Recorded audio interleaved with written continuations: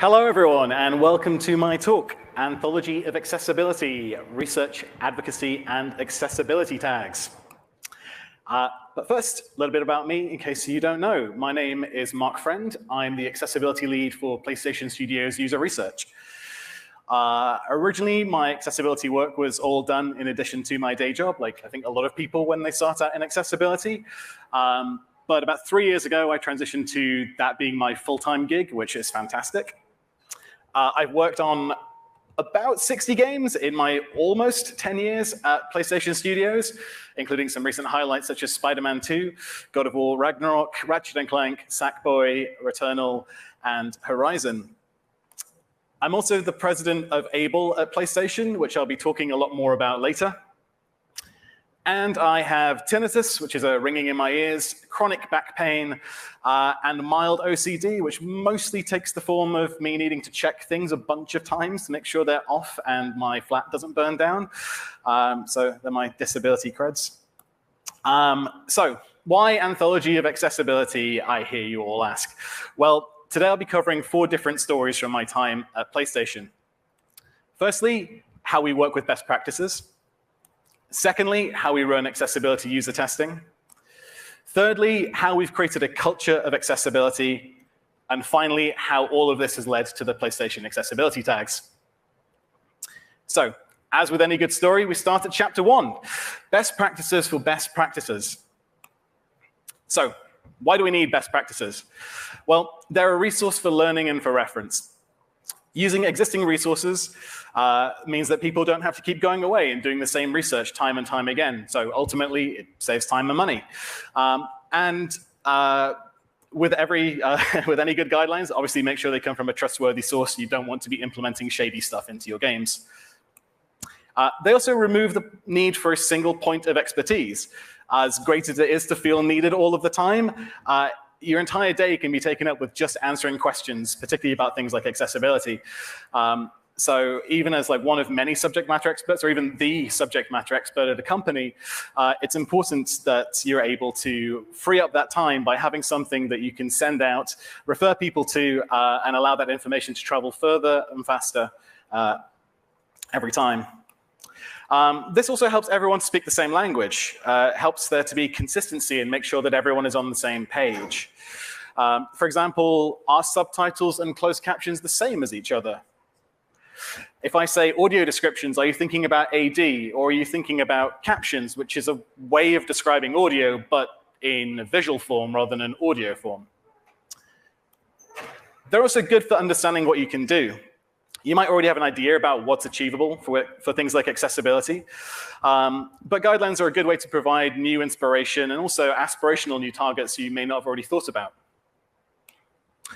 And this can lead to a more consistent output. Consistency in what features are prioritized and how those features are made. It's especially great when there are many teams working on a single product, or teams are split across a company and don't have as much contact with each other. And not everything needs to be a requirement. There are a lot of different approaches to solving accessibility. And game dev is a creative discipline, after all. So we want to ensure that developers have the freedom to create new and innovative ways of approaching accessibility, although requirements do still have their place at times. So what was our initial goal when it came to creating guidelines? Well, we wanted to create a centralized and PlayStation-specific set of guidelines to assess the accessibility of our own titles. Something that matched the needs of our studios, so we didn't include things that related to mobile and PC. They weren't a consideration for us 10 years ago, but times have changed now. We gathered information from existing resources, particularly the Able Gamers Includification document, the GameAccessibilityGuidelines.com site, and the IGDA Top 10. We definitely didn't have the benefit of the breadth of resources that are available today. And this led us to publishing our first internal set of guidelines, or the checklist, on the 22nd of January 2014, which is a little over 2 months after I started in the user research team. So you can tell I got straight in there with accessibility, wasting no time whatsoever. And this is an excerpt from that very first checklist. It's not very good, don't take pictures. It's about a third of the document, and as you can see, there's a lot of inspiration from the game accessibility guidelines. I think like a lot of people when we first start out in accessibility, it's a great resource for that. We've grouped everything into the typical accessibility category, so vision, audio, cognitive, motor, and speech. And then we had a page at the end for all of the overlapping categories. Each group was split into 3 different levels based on the difficulty and impact of the issue. And we used a pass, fail, and partial rating, depending on the extent to which accessibility was achieved. And lastly, we had a score based on whether or not guidelines were being achieved or not, with a whopping 85 points up for grabs in the first version. But through this process, we learned a number of lessons. Firstly, they weren't really guidelines. Seems obvious now. It was a checklist. It was a tool for the user research team for evaluating games rather than guidelines for developers to follow. We were assessing if guidelines had been followed rather than providing a resource for people to be able to follow them. We added additional context and background information because of this. The checklist assumed pre-existing knowledge that you would be familiar with accessibility and the requirements, just being able to go off the name alone to go ahead and solve your issues. But we anticipated a lot of people would be coming to this fresh, so that important information was definitely required as, again, accessibility was still a very, very new topic for game development at the time. We also reordered the guidelines based on the different development disciplines. So instead of grouping things as per kind of accessibility needs and conditions, this allowed us to remove a lot of overlap that was existing in the checklist at the time. So we ended up with groups such as controls, text and subtitles, visuals, difficulty, things that made it a lot easier for people in game dev to reference rather than that pre-existing knowledge and overlap created with the different accessibility needs groups. We also removed the score. It was good for tracking a game over time, less so when games added or removed certain features. And also, we had issues where not every guideline is applicable to every game anyway, so how do you then go ahead and compare between games? Definitely could give the wrong impression. And as we know from experience, developers do love to get a score from the user research team, and that can be a very dangerous thing altogether anyway. We also merged the basic and intermediate levels. We tried to mimic the web accessibility guidelines with their AA standard by suggesting that developers should follow both the level 1 and level 2. But when you're asking people to follow 2 levels anyway, you might as well just merge them into 1, because it makes things a whole lot more straightforward and stops the question, well, why are there 2 levels if I need to do both of them at all? And then lastly, we improved the measurability for success. We looked at a lot of resources from web, film and TV, even optometry, to get precise criteria to give to the developers to allow them to meet. This was often lacking in the original material, and at the time, the guidelines that were available often said things like, make sure text is a readable size, or make sure the contrast is good, without really telling you what was a readable size or what was good contrast. These changes led to something that looked a whole lot more like guidelines. This is taken from the audio section of that document. We were now clearly stating what the issue was, who would benefit from the changes, and gave links to external resources where applicable. We also focused a lot on potential solutions and example solutions from recently released games. As mentioned, accessibility was still a relatively new field, so providing inspiration was important, and especially for showing what other studios and particularly competitor games were doing. But we did make this clear this was not the only way to remove those barriers. One of the most important additions to the document, and something you'll have definitely seen if you've come to one of my talks before, is our framework for approaching generative solutions. There are so many ways to solve for accessibility barriers. It's important we recognize that we're not forcing our developers down a single route, particularly if it doesn't work for their game. We wanted to encourage developers to find new and innovative ways to approach accessibility. So firstly, that comes in the form of communicating information in more than one way. This is a form of intentionally designing around barriers. For example, using shapes as well as color, or using subtitles for spoken dialogue. And secondly, we recommend offering flexibility, providing players with relevant options and assists that they can turn on when they need them, or to increase or decrease the intensity as and when required. Not every player may need certain options on all of the time, so having the flexibility to customize the experience is particularly important, so it matches their personal needs and preferences, like remapping controls or modifying your difficulty level. And the other way we encourage our teams to think about accessibility is with this model. By breaking down the gaming experience into output, decision, and input, we can help to identify where in the game there is a barrier occurring, and then use things like guidelines and the generative framework to come up with a solution. However, we can't just rely on following guidelines alone to ensure that our games are accessible to our players. Which brings us neatly to Chapter 2, making inclusive user testing inclusive. So why is accessibility testing important? Well, we're not always the end user. Following guidelines can be great, but nothing beats speaking to a player and learning from their lived experience. And that lived experience is super valuable. Accessibility evaluations can be a really useful tool. They can be cheaper and often quicker to run. You can use simulators such as playing with a blindfold or turning off the volume, but they are never a replacement for speaking with users. Testing can also provide a huge amount of detail. While evaluations can be particularly broad and cover a lot of content, you miss out on a great amount of depth and knowledge you get from users. And this will always be more than the evaluator is likely to have. Users are also better at identifying issues. While we can predict with a pretty good certainty at times, users will always surprise you with what they come up with and find barriers that are unique to them and based on their personal experiences. And that's just true of any user testing, not just accessibility testing. Users are also better at validating solutions. No matter what, you can't be confident that it will work unless a user has tried it. And as the community saying goes, nothing about us without us. How can you design for someone if they are not involved in the process? So now you're ready to run an accessibility test. It's time to start thinking about the scope of the research. The first question to ask is, well, what is ready to test? It's kind of obvious, but it will guide everything else. Next, what are the goals? Is it an exploratory study? Are we just looking to see what barriers exist in the game? Or are we testing something specific?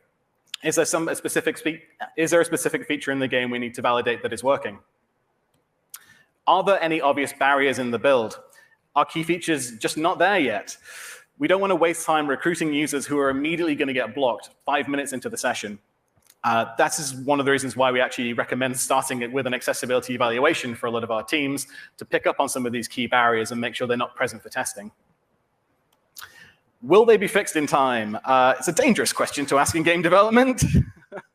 Obviously, if it's unlikely to be ready in time, push it to the next test. Obviously, don't risk it not being ready for the user test. Again, we'll have wasted the user's time, and it'll be just a waste of a test, really. Next, is it going to be a focus test? Are we going to exclusively recruit users with disabilities to come in? This can be great for a deep dive on a particular type of disability, or it could be great to cover a wide range of disabilities and severities in a single test. Or is it going to be an integrated test? Are we going to add users with disabilities to a general pool of users for any test that we do? The benefit there is it can often be cheaper and quicker than doing that standalone test because, as we know, the constant enemy is the budget and trying to fit everything in. So using a pre-existing test and just adding users with disabilities, because after all, they're your users anyway, can also be particularly useful. It's also great because it adds that kind of constant stream of feedback throughout development. It means that accessibility is not just waiting for a particular test to happen, it's happening all of the time. The only downside is that the feedback may be narrower just because you may have fewer users, and that will naturally lead to having fewer discoveries throughout that test. Next, how many users are you planning to recruit? Obviously, it depends on all of the above. We recommend normally an additional 2 users in like a 6-person one-to-one test, so bringing you up to 8, or maybe an additional 2 to 4 for a 10 or 20-person test, depending on the structure. But the important thing is they are there. And finally, what disabilities do you plan to recruit for? This will feed into all of the testable content, the goals, and the type of test that you're doing. So you have your plan. How do you find your users? Well, utilize participant databases is a good start. We work a lot with an external recruiter called ResearchEye. And they have a huge database of users, about 15% of which are users with disabilities, which, interestingly, almost matches up perfectly with the 16% the World Health Organization acknowledges globally that have a disability. Social media can be a great tool. Great for getting a lot of people, great for getting the message out quickly and to a large number of people. However, its downside is that those people are spread across the globe. So if you're trying to recruit for a specific location, it can be a lot more difficult. So maybe something to utilize more for wider research like large-scale surveys. Charities and special interest organizations are also particularly great. They may already have player panels that you can use. They may also be able to signal boost that information to their membership and allow you to reach a lot more people a lot more quickly. But when you're recruiting, it's important to ask the right questions. Firstly, and obviously, ask about disability. It's a very important factor. But don't forget to ask about the settings that users use. Disability doesn't tell you everything. Knowing what settings are being used is almost as important, if not more important, especially if you want to test something specific. It's no good just asking about visual acuity when you're looking to test a high contrast mode, only to recruit users that never actually use the setting. True story. And lastly, it can be important to ask about coping mechanisms. Users may not know about or use particular settings within their games, but they may do things like sit closer to the TV, require sighted assistance, or even be only able to play in short bursts. So it's important to know this when you're recruiting, and it may also have a knock-on effect for the type of study design that you create. Speaking of that preparation, here are some of the key aspects we've discovered to take into consideration through our work. Firstly, expect recruitment to take longer. As you're looking for a particular demographic, and especially so if you're looking for that demographic to be close to your lab, it can obviously take more time to find those people. We usually plan for 3 weeks for our recruitment for any accessibility-based users. That's in comparison to the 2 weeks that we normally book or expect with our recruiter if we're not recruiting users with disabilities. Plan for the sessions to take longer. Due to the inherent barriers with games or due to the way that users may have to play, it may just mean they are slower at playing the game. So make sure that you have the allotted time to make sure they're able to complete all the content that you want them to. Schedule more breaks. Depending on the session length, you should be doing this anyway, but users might become more fatigued more quickly or just require more time and more comfort breaks. So make sure that's in there as well. Really important one is plan for good days and plan for bad days. Users' conditions might mean there are some days that they feel great and are able to play the game and can do it for 8 hours, and that's wonderful. And there might be just days where they can't play at all or can't even get to the lab. So it's important to add in extra days to allow for players to reschedule, come in on a different day, or just give them more days in total to play across in order to get through all of the content. And lastly, consider how you'll get your feedback. Are you doing interviews? Is it survey-based? How will the users be able to communicate with you? Will it be written or will it be spoken? We had one user who played with their mouth as part of the way that they interacted with the controller. It's probably not a good idea to try and do a think aloud protocol with that user because they can't quite speak when they're playing. There are also additional recruitment considerations to have in mind as well.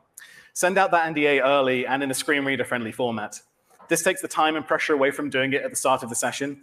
It means that carers can help with filling it out as well.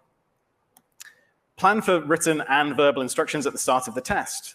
Deaf, hard of hearing, and neurodiverse users often benefit greatly from having written instructions, and obviously blind and low vision players benefit from verbal instructions. We've found great success with mixing or including a PowerPoint presentation to go along with our existing verbal introduction to the study. Make sure you have time and budget to hire interpreters. If you are doing anything with deaf or hard of hearing users who require a sign language interpreter, if there's going to be a lot of conversations, make sure you hire two. It's a very tiring process, and they'll have to swap in and out. You don't want to be in a position where it's a last-minute scramble, and then you're quite literally not able to communicate with your users. Make sure there's information about parking and drop-off points sent to the users ahead of time. Users, particularly those with motor disabilities, may need to have information about how close they can get to your lab in order to make adequate travel preparation plans, particularly if they're taking things like taxis as well. Really important to know how far away they're able to get to the lab before they may have to get the rest of the way either on foot or in wheelchair.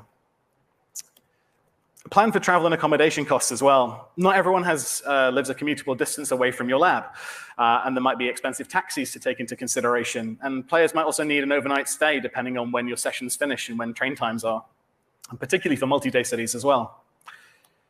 And lastly, consider lab and equipment details and sending them out ahead of time.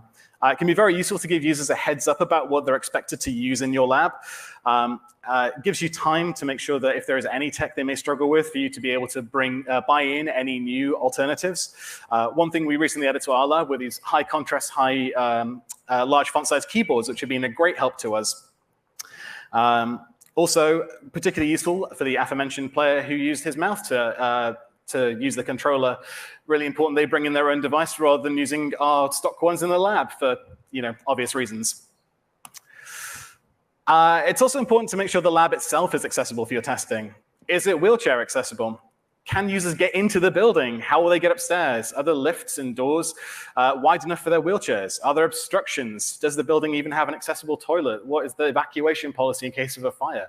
All these questions need answers.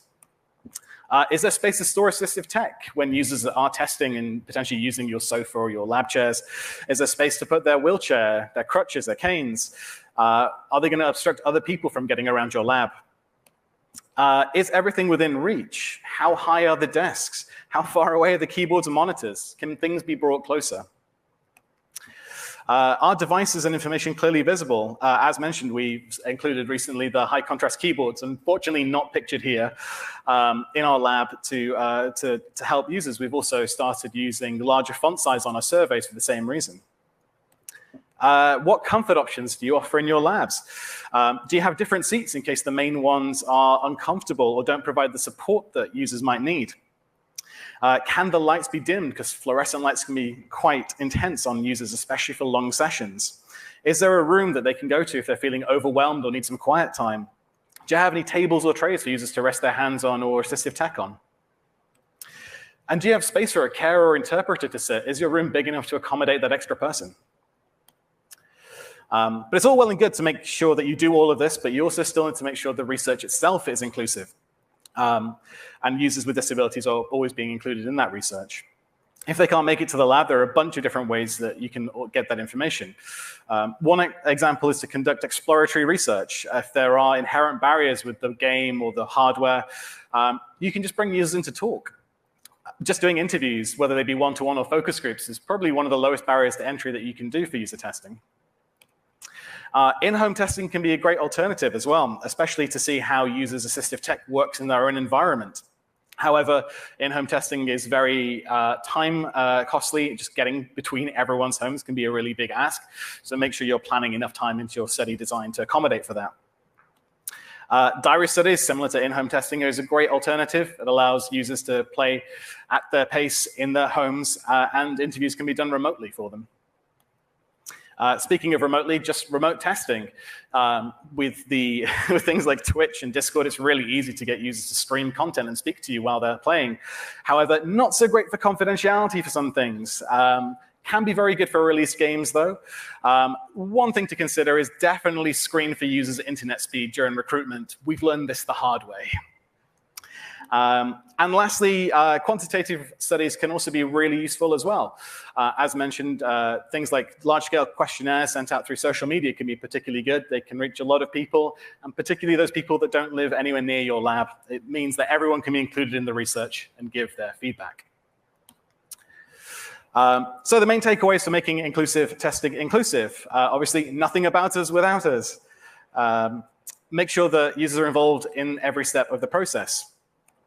Make sure accessibility barriers don't prevent you from getting feedback from your users. Make sure you consider more than just disability when you're recruiting your users. Utilize multiple methods of getting feedback from your users. There's many more options than just testing in a lab. And make sure the end-to-end research itself is accessible.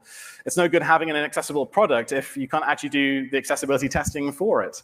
And a good way to think, to make sure you're thinking about these things is with advocacy and creating a culture of accessibility at your company. It all runs really smoothly, you can see. So before we get to that, I wanted to define what an advocate is in case people aren't familiar. Firstly, it's someone who raises awareness of issues. Someone who speaks up, is a voice to their community or the community that they are an ally for. Someone who recognizes exclusion. It's someone who educates and inspires others. Someone who helps to teach others and spread awareness. The biggest hurdle is always what people don't know that they don't know. And once they're aware of something like accessibility, it tends to stick with them. We've had a lot of success here with internal training programs. It's someone who's a point of contact, someone who is recognizable, and someone that people can come to with questions and ask for advice. Someone who improves their own knowledge, someone who recognizes they don't know everything, someone who keeps up to date, reads articles, comes to conferences, and listens to people speak. And it's someone who is an ally both internally and externally. Someone who understands the needs of the employees, someone who understands the needs of the customers, and make sure those needs are heard. But most importantly, it's someone who cares. I don't think I've ever met an advocate who doesn't care. It's very much a key quality. Okay, so you've heard all that. You're like, yes, I want to be an advocate. What is it like to be one? Well, it can be incredibly daunting getting started. You might be the only voice in the room. It could be a brand new topic for the company. You might have just started these initiatives from scratch. It's definitely natural to feel this way, and definitely don't be put off by this. Importantly, though, you don't have to know everything. There are loads of great online resources to improve your knowledge. And I'll let you in on a secret. You can just Google the answers to tough questions. Don't tell anyone, but I'd say probably like 20% of my job is Googling stuff. It's also great to be ambitious, but recognize that small changes can also have big impacts too. You might be the only one advocating, and you might have a small amount of time or a small amount of budget to do so. So it's important you recognize every small success and build on each of them. You're still having an impact, even if it's a small impact. That change you made could be a huge difference for someone else. Know that change can be slow, especially in big companies. There are so many departments and approvals. Even some of the most straightforward changes take forever to get through. So don't be put off if things are moving slowly. Slow progress is still progress. Being a solo advocate can be difficult and overwhelming. It can feel like the weight of the world is literally resting on your shoulders. But advocates care for each other and remember, but for advocates, because they care for each other, it's important to remember to care for yourself as well. Make sure that you're respecting your own time. You'll naturally generate loads of new work to do. But being in your spare time can often mean it's very difficult to actually do it, and it naturally gets deprioritized. But learn to be okay with that. Not everything needs to be done immediately. And identify other allies and bring on board people to collaborate with you. It's quite easy to bring people onto positive causes. Many people may already have personal connections, or they might just be interested in helping out and doing something positive. Accessibility is ultimately everyone's responsibility, and bringing on allies will just make things easier for you in the future. So one way to advocate in a work environment with other allies is through something like an employee network or an eNet. eNets bring together like-minded people who support each other and advocate for their particular group. For us, we have the eNets within Sony. They have a huge impact not just on Sony itself, but also work culture, through providing insights and guidance to cross-functional teams across the business. Each eNet has the support from the company in things like an executive sponsor, so someone at a high level who's able to help and guide and answer those questions. Budget, which is super important, and even our wonderful D&I team as well. But leading an eNet is still a spare time responsibility. It can be tough, but it is very rewarding. And as mentioned at the start of the presentation, I am the president of the Able PlayStation eNet, which is our accessibility-focused eNet, surprisingly. Able was formed in 2020, so we've predominantly been a remote eNet, which up to this point has had a lot of advantages, but also a lot of disadvantages. Our mission is to make PlayStation a great place to work and play for the employees with disabilities. And our core principles for the eNet are to create a sense of community, to promote accessibility and disability inclusion for our customers and for our employees, to support mental and emotional health awareness, so we work a lot with our well-being at PlayStation eNet, and to support the fight against cancer and other chronic illnesses, as they're classified as a disability too. So, eNets sound great, but what does an eNet actually do? Well, first, we run a monthly members meeting. It's a great chance for networking, for internal presentations, and to bring in internal guest speakers. We have a very active Slack channel with over 500 members, although we did co-opt an existing Sony accessibility Slack channel. It's not technically the Able one, but who's counting? But it's still a great place to share insights and ask questions. We also have mailing lists, so we send out newsletters, employee spotlights, and developer Q&As to keep everyone engaged and share information across the company. We act as a company point of contact. Folks in the company have a recognizable place they can come for information and advice.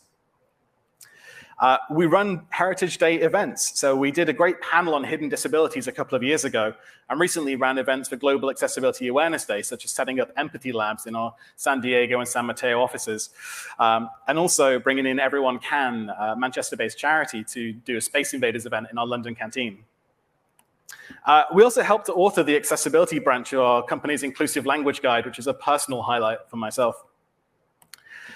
We also created a 21-part training program, a series of 20 to 30-minute videos giving overviews and background information on accessibility, deep dives into things like WCAG, accessibility laws, assistive tech, and game design, which were my modules, so naturally they're the best ones. And we've helped SIE achieve a perfect disability in-score for the last 2 years, making us one of the best places to work for disability inclusion, which, again, particularly happy about. Another way to be an advocate is through champions programs. They're sort of like ENETs, but much more process and product focus, and typically for us found in our studios rather than central SIE. A good champions program should establish a well-resourced, knowledgeable, and multidisciplinary group of accessibility and inclusivity advocates and experts in studio, and make accessibility an essential part of the game development process.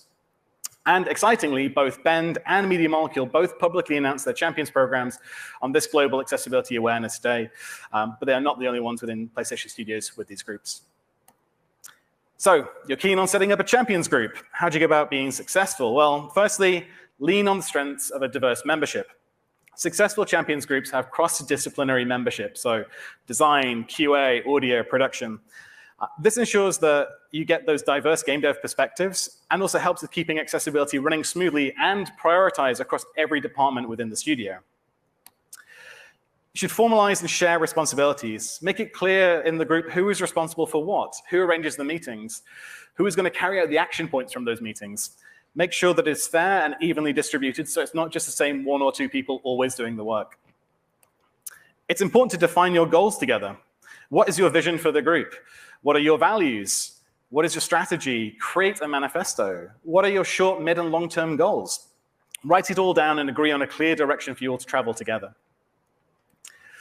Grassroots are good. Senior leadership support is way better. It can be quicker, but a lot harder to get things done when you're a grassroots group. Getting top-level buy-in is particularly important and makes your life a whole lot easier. Even better if you can get someone from the top in your champions group. Make sure you have dedicated time to do this work, though. Champions can be great, especially if your company doesn't have a full-time accessibility role yet. But champions need that dedicated time to get the work done.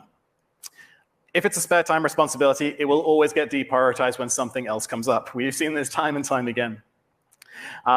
So make sure it could, so one way to get around this is to make it part of your annual goals, or just speak to the leadership and make sure that your time is protected. Say every 1 afternoon a week will be your champion's time. Lastly, make yourself recognizable as a champion. Look for ways to communicate to the rest of your company that you are a champion. Add a cool email signature. Use a cool overlay for your Slack avatar. Get cool t-shirts and cool lanyards printed. Being recognizable not only means that people will come to you with those questions, but also may encourage them in joining. I mean, who doesn't want a cool t-shirt and cool lanyard? So the main takeaways for fostering a culture of accessibility. Firstly, anyone can be an advocate. You don't need any qualifications, just an interest and passion. The biggest hurdle is teaching people what they don't know. Once they learn about something like accessibility, there is no one learning it. Grassroots efforts can still be very impactful, although getting that senior leadership buy-in is very important to ensure that you do have time and is recognized within the company that it is something that will be protected. ENETs and champions programs are both great, but they can require a lot of work, often in addition to your day job. But they do thrive when having the backing of the company, as said. And when all of this becomes part of a company's culture, it becomes part of everything you do from then on. And we've 100% seen this with PlayStation. There's been a huge culture shift. Over the last few years, we've seen the PlayStation.com/accessibility site that includes quotes from both Jim Ryan and Herman Hulst, always good to show the leaders care about the cause. We have our champions programs, our ENETs, and for the last 2 years, I've been running a fortnightly studios accessibility meeting where we regularly get about 50 members from across our studios sharing their knowledge and ideas with each other. We have huge amounts of accessibility features in our games, and we release that information ahead of launch. We've added the accessibility collection to the PlayStation Store. We've got a huge range of accessibility features on our PlayStation 5, with more being added all the time.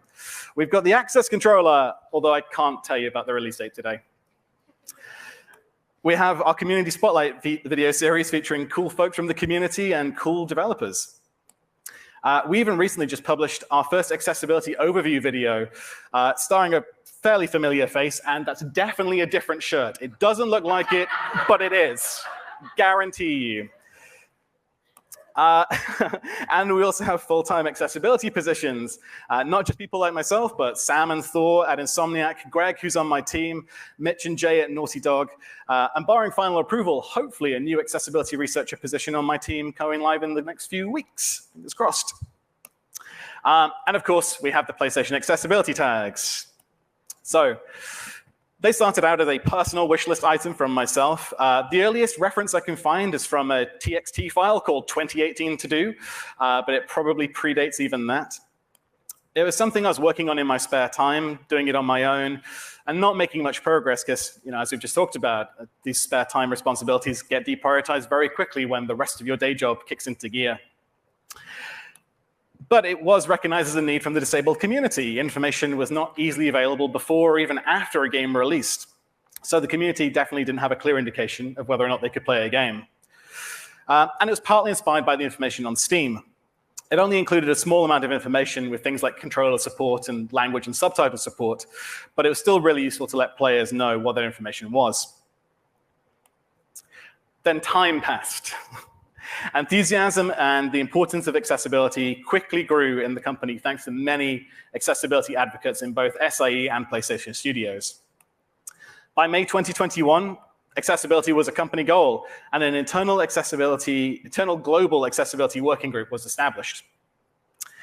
So the accessibility tags were added to a roadmap of a part of a larger strategy to make sure our products, services, and business operations are accessible. Thankfully, very little convincing was required at this time, thanks to the culture of accessibility that we'd been creating. So we got the green light. Now I was able to give the accessibility tags my full attention, mostly in part due to the fact this was my full-time job now, which is pretty good. So it's time to start creating them. Luckily, we were able to use our guidelines as a starting point for this. What would become the tag groups, tag names, and a lot of the success criteria were already established in those guidelines written way back then. So it gave us a huge head start.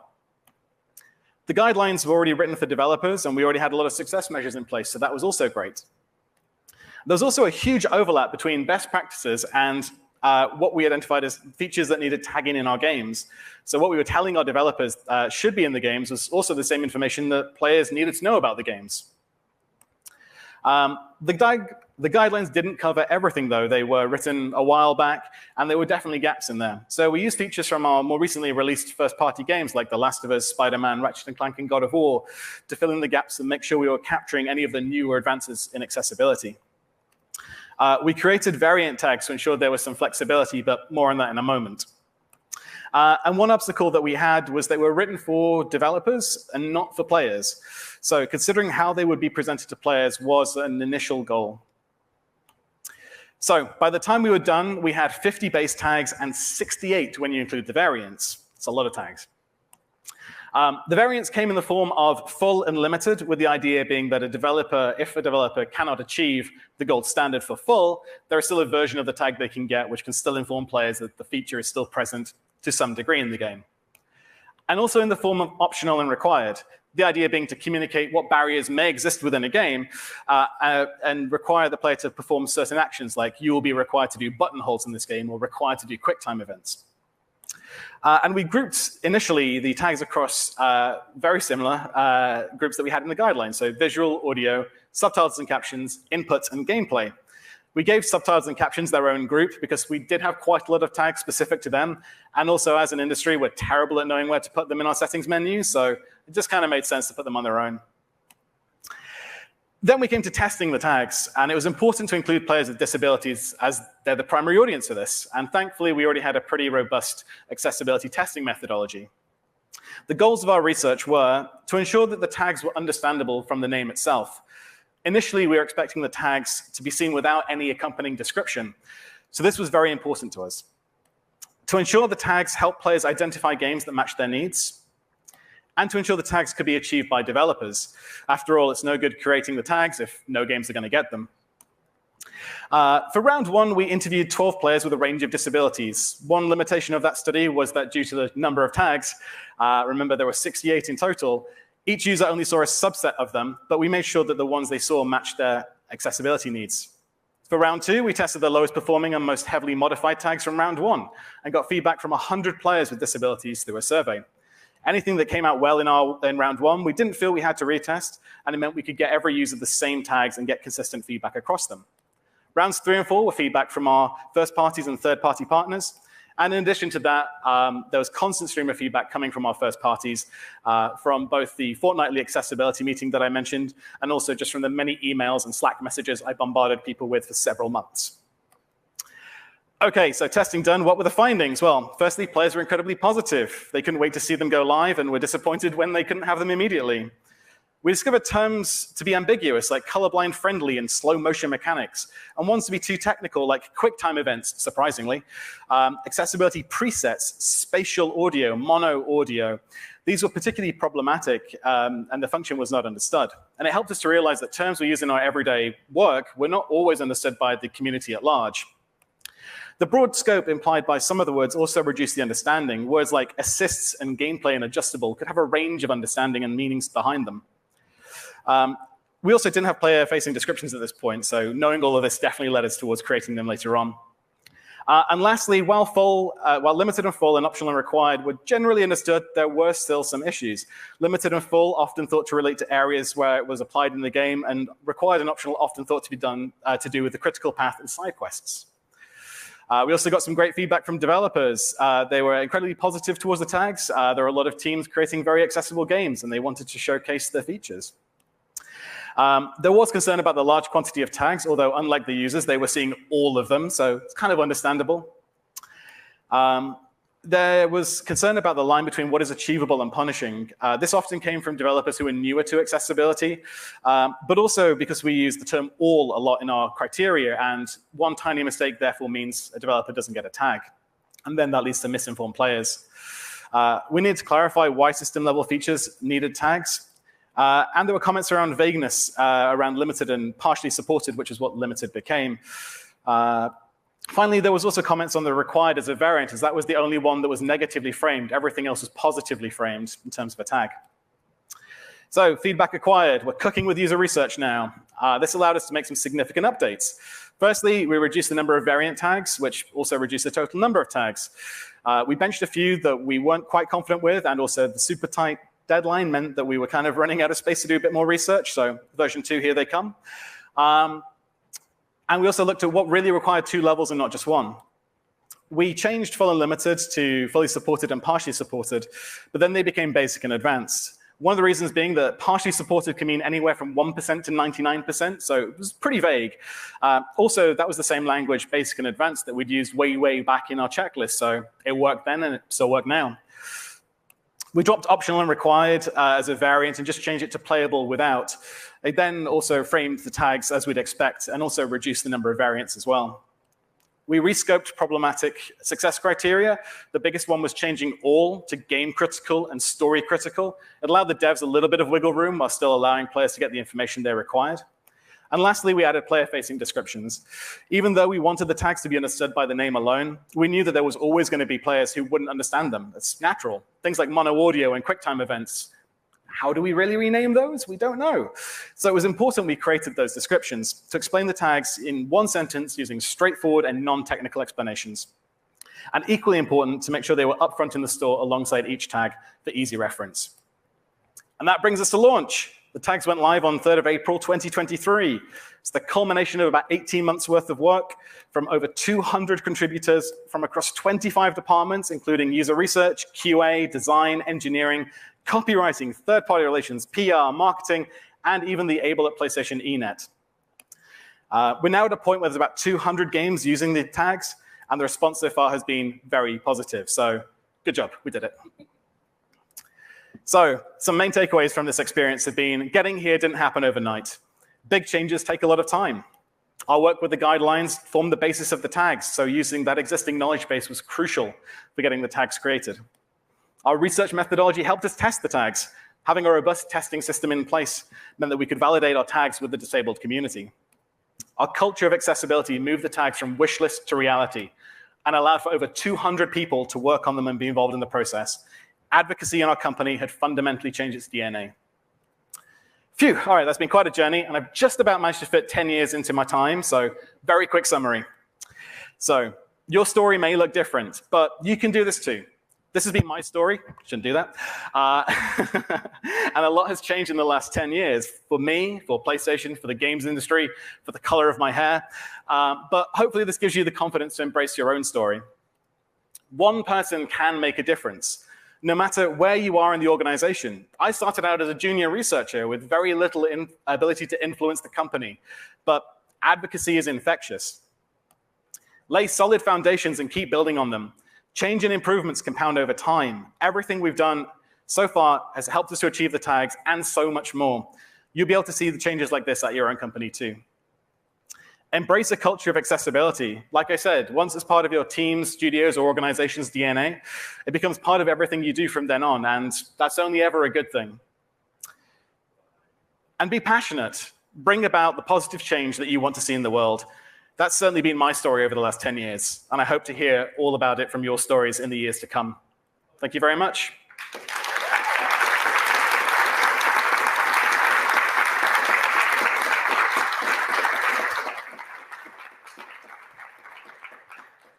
Cool. I had a question slide, but I think we're at time. So if you have any questions, you can grab me after this. I'll be at the PlayStation booth in the Expo from 9:30 to 11:30 tomorrow, or you can find me on social things, usually at Marcus Friend. I'm not very good at them, but I'm on there. So yeah, thank you, everyone.